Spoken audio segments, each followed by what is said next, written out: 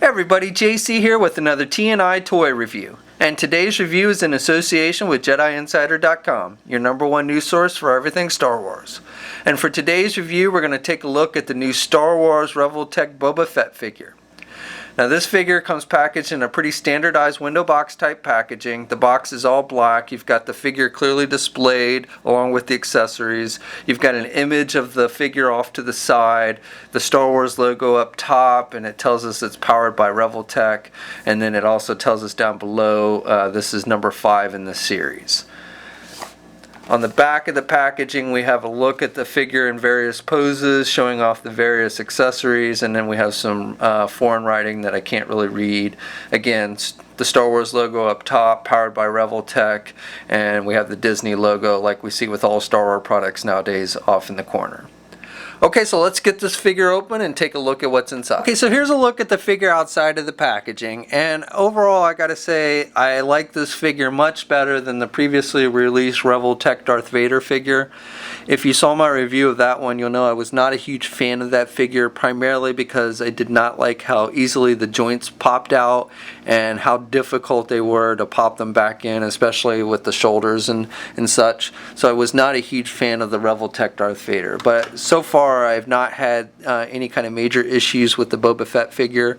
I'm still not a huge fan with just how the joints look on these Revoltech figures, but that's just kind of a preference of mine. And if you're not familiar with Revoltech, then basically all the joints are attached with these little ball hinge joints. So you know, it gives the figure some good posability usually, but I just think that they kind of look funny, especially like at the shoulders and sometimes at the knees and stuff. Now with Boba Fett, it's kind of hidden with the padding, but still, like with his elbow here, you can see. You know, I just don't like how that looks too much. But otherwise, I think the detail and overall look of the figure is pretty nice. Overall paint detail on this figure, again, I think is pretty nice. Pretty much on par with that of Hasbro 6-inch Black Series figure. I would say the paint applications are pretty much on par with each other. Some minor differences between the two. The most noticeable to me is the coloring on the shoulder and the knee pads for this one. They're much darker orange than what was used on the Hasbro figure. But otherwise, I would say they're about on par. Paint applications and everything are about on par. You got the traditional, scratch scuff marks all throughout the armor. You've got the little dents on his helmet. Again, the scuff marks all throughout the helmet and everything.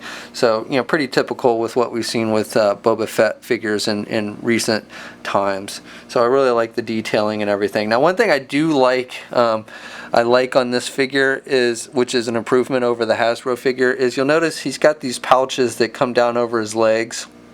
And on the Hasbro 6-inch figure, those pouches do really kind of limit the movement with the leg. But you'll notice that they've actually attached these pouches on this one with the little ball hinge joints. So you can actually move the pouches. They're articulated. You can actually remove them if you wanted to. But I like how they move so they don't restrict the movement of the leg. I think that's a nice feature on this figure. Other details include he's got a symbol on his shoulder. He's got the little missile on his one wrist, and I like the detail on that. I think that looks really good. And another cool thing about this one is it's actually removable. You can actually remove that little missile, so that's pretty cool. Just the detailing on the wrist blasters and everything are nice as well. And then on this one, which I think this is the one with his flamethrower, you can see it's actually got a wire that comes out of the top of his arm, and this piece is actually detachable. So that's a kind of cool little detail I like on it. He's got the Wookiee scallops around his shoulder like we usually see with Boba Fett figures. He's got the little symbol on his chest. He's got the viewfinder, which is articulated. You can push it down over his eyes, which is cool. He's got the jet firing missile backpack. And with the backpack, it is removable. It just attaches with 2 little pegs on the back. So when you don't have the backpack on, he does have the holes on his back, but it fits nice and tight. One of the things I like about this one is he's got the little jets down here at the bottom, and they actually are movable, so you can pose the jets, which I think is cool. Actually, you can take them off if you want to, but I like how you can pose them. And then the rocket itself is also removable. It doesn't fire, but if you wanted to pull off the rocket, it does come out. And then another little detail I like is on his feet here. You'll see that he's got the little spikes that come out the tip of his boots. And we've seen that with other figures in the past, but the spikes are more prominent on this one, I think. And so I think they look pretty cool. And I also like that the toes are actually articulated, so you can actually kind of point the spikes upward if you wanted to. So that's kind of cool. So other accessories that the figure comes with is he comes with his rifle. And nice detailing on the rifle. It's done with a black metallic paint for most of it, but then he's got some gold metallic on the handle, which I think looks pretty nice. And then just some nice sculpting on the back part of the rifle, and it's done with like that brown kind of woodish color. So I think the overall detailing on the rifle looks really good. But what I really like about this version of his rifle over previous figures that we've gotten is I like how they've made it so you can actually lift this back piece up, and so it makes it easier for him to hold the rifle. The way, with past figures, I've had problems getting him to hold the rifle without, having to actually kind of bend the plastic with the way the rifle sticks out in the back. So I like how they've kind of articulated that and made it much easier for him to hold it. And he's got multiple pairs of hands, and one of the hands is made specifically for holding the rifle, and you can see he's got the trigger finger, and so he holds it nice and tight. So definitely like that. So he also comes with the blaster like we typically see with the Boba Fett figures, and it's done with just a brown color for most of it with a silver metallic barrel. Not a whole lot of detail, but pretty much on par with what we've seen with other Boba Fett figures like the Hasbro Black Series. And he's got the holster that the blaster will fit in, and you just kind of push it in there, and it fits in tightly. And you got to make sure you push it in good, but it does have a little strap that you can then put over the figure or over the blaster as long as you've pushed it in good. And you don't really need that, but just again a little bit of added detail. Okay, so the figure comes with 3 different pairs of hands. So he's got those hands for holding his weapons. They have the fingers that kind of stick out for the trigger fingers. They're also kind of pointing hands. So he's got a set of those. Then he's got a set of closed-fisted hands for like punching action. And then he's got a pair of hands that are basically open. And they basically, all the hands look the same. They've got, some dark gray with some lighter color graying for the padding. And one last accessory that he comes with is he comes with a little figure type stand. It doesn't actually have a base or anything. It kind of just acts as like a third leg almost.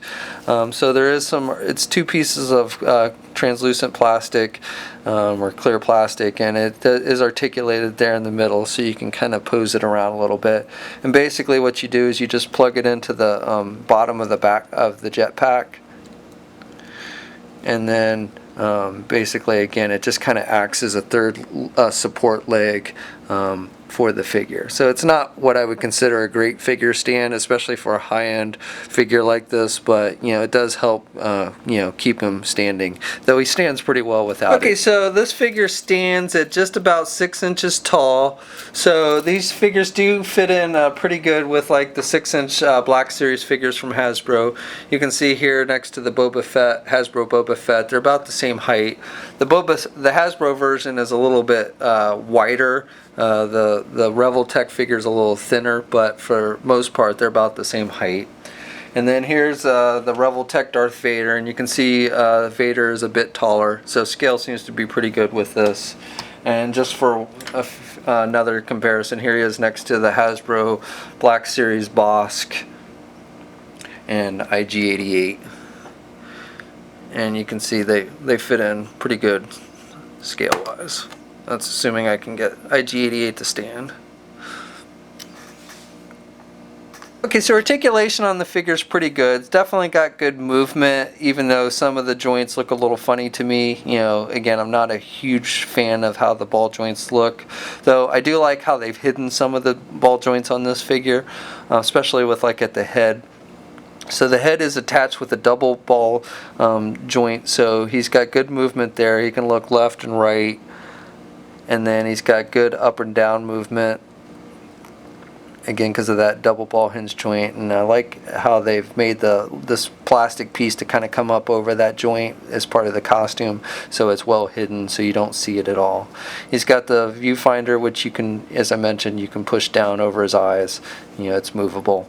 He's got ball joints at the arm, so he can get the arm out good, and as long as you kind of pull the joints outward, you can get good rotation.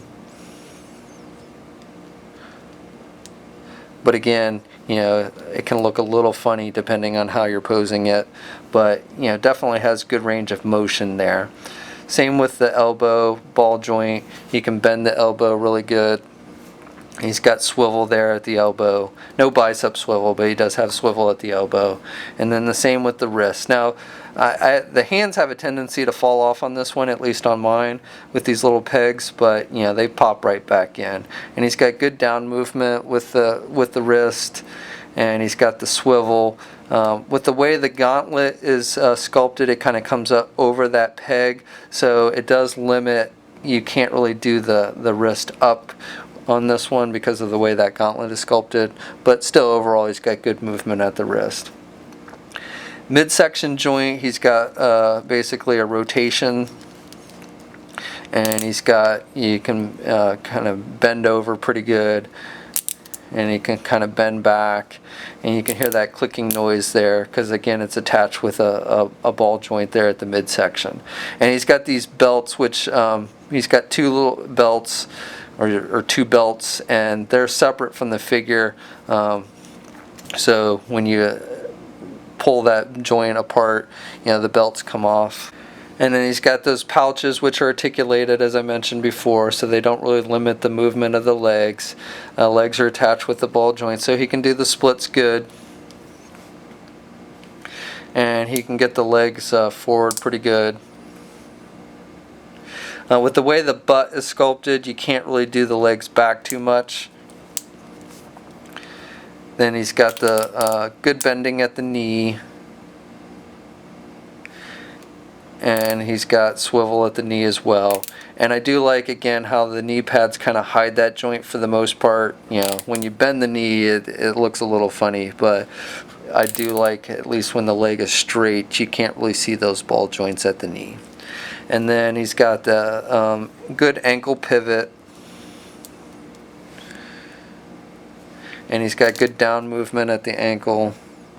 The costume kind of comes, again, is kind of sculpted in a way where it kind of comes over the joint, so it hides it pretty good, but it does limit, you can't really do the foot up at all. So there's a little bit of limitation with movement there, not too major of a deal. And then he's got the toe articulation, as I mentioned before, so you can pivot those spikes upwards. And then two peg holes on the bottom of his feet. Okay, so that's my review. Overall, you know, I think this is a pretty nice figure. You know, whether I'd say, you know, it's better than the Hasbro Black series, it's got some advantages. You know, I definitely like the pouches and how they are articulated so they don't restrict the leg movement. I like how they've made the back of the rifle lift up so it makes it easier for him to hold the rifle. So some definite things I like about this figure over previous Boba Fett's. Now, if you kind of factor in the price difference between this and say a $20 Black series, you know, then it's maybe a little harder to justify the Revoltech over something like that. But definitely, if you're a fan of Revoltech, then I think you'll definitely like this figure. I definitely like this Star Wars Boba Fett figure better than the Revoltech Darth Vader figure. Definitely much improved. So this figure is out now. You know, check online specialty shops like Big Bad Toy Store if you want to pick this one up. And as always, you know, we'll have a full gallery of images over at JediInsider.com. There'll be a link in the description below for that. And you know, we ask, leave a comment, let us know what you think. If you're so inclined, please like the video. And if you haven't already, please subscribe to the channel. And until next time, I'll catch you later.